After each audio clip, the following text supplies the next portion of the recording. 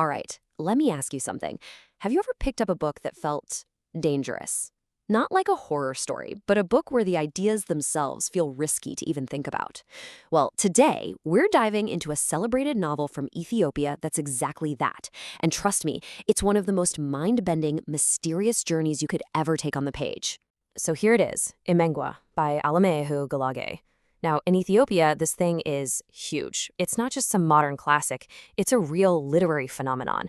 And it's famous for being incredibly deep, super complex, and for having this power to make you question, well, pretty much everything. Let's be clear, this isn't a book you just read. It's an experience you kind of have to survive. And just to give you a little taste of what I'm talking about, check out this line from the book. See, right from the jump, this book doesn't ease you in, it just throws you straight into the deep end with these huge, heavy ideas. It sets this, this really critical, almost hopeless tone about the world we've all built around ourselves.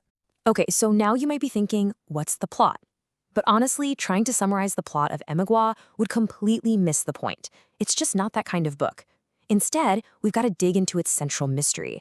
And the weirdest part, the key to the whole thing is hiding in plain sight. Right there in the title. So the word Emegua itself, it's Amharic, and it translates to something like the glimmering. Think about that for a second. It's that flicker of light you see way off in the distance. You know it's there, you can see it, but you can never, ever reach it. You can't hold it, you can't grasp it. This one word, it isn't just a title, it's the whole puzzle. So how do you even start a story like that? A story built around an idea that's impossible to grasp? Well, it begins with a journey, a quest. But, forget what you think you know about quests. This isn't for treasure or glory. No, this search is born from something way more desperate. And honestly, it's deeply unsettling. We follow our main character, and he's not just going on a trip. He's propelled, thrown into motion. He's on this relentless, obsessive search for something profound that he's lost. Maybe it's a person, maybe it's an idea, maybe it's a part of his own soul. But the path he takes, man, it is anything but simple. It's a dive straight into the unknown, and it feels unstable from the moment he takes that first step. But what kind of journey is this, really? Is he just walking from town to town? Not even close. The path he's on is way more psychological. And honestly, it's treacherous. Yeah, the book basically throws out the idea of a normal plot.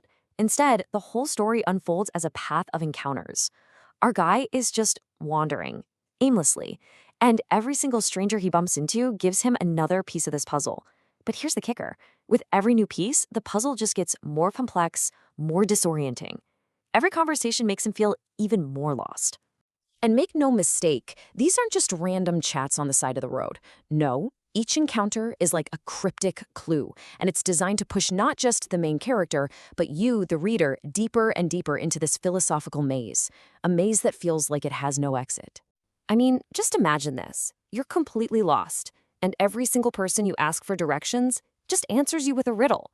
That is exactly what reading Emegua feels like. An early encounter with a stranger doesn't provide clarity, it only deepens the mystery, leaving our hero even more adrift than he was before. And then you get a line like this, I will see if I can find someone. It sounds so simple, but it just captures the whole desperate feeling of the quest, doesn't it? It's this constant, draining, almost hopeless search for connection. For just one person who might have a tiny piece of the answer. It's a plea for help in a world that seems to offer absolutely none.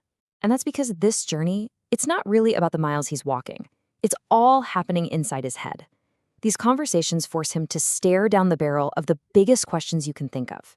Questions about faith, about what we can actually know. And this is the scary part, about whether the reality we see is even real. The ground is just constantly shifting under your feet. But here's what's so brilliant. These super abstract philosophical talks always snap back to these really sharp, real-world critiques. All that wandering in his mind, it's just a setup to land these absolutely devastating punches. Like that line we saw earlier, it is the society. Suddenly you realize the problem isn't just one guy who's lost. It's the entire world he's lost in. So when you get right down to it, what makes this book so challenging? It's because it's designed from the ground up to do one thing, to completely and totally mess with your mind. And this mental maze is built out of some of the heaviest materials you can find. We're talking about the nature of knowledge itself. We're diving deep into Ethiopian spirituality and history. It's questioning the very limits of language. And it all circles back to that haunting, terrifying conflict. One single person up against the crushing weight of society. And that's what makes Emegua so unbelievably powerful. It's this fusion. The author takes all this ancient Ethiopian wisdom, these deep spiritual traditions, and just smashes it head-on into all the anxieties and fears of our modern world. The result is something that feels both timeless and deeply, deeply unsettling. So, after all that, where does it end? Well, spoiler alert, there is no easy ending. In a book like this, the end isn't the answer. The real power of the novel isn't in finally reaching that glimmer of light. It's in the grueling, exhausting, and often totally hopeless experience of the search itself. Look, Emegua is not going to tie everything up in a nice little bow for you. It respects you, the reader, way too much to do that. Instead, it does something far more challenging. It invites you to step onto that same dangerous, uncertain path. The book wants you to feel lost, to feel that disorientation, and to join in this impossible search. And in the end, it leaves every single person who reads it with this one final, haunting question that just sticks with you. If the destination is just a distant, unreachable glimmer, then is the whole journey just a tragedy, a waste of time? Or, and this is the really tough part, is the act of searching itself, even when you know there's no hope of ever arriving, the only real meaning we can ever find?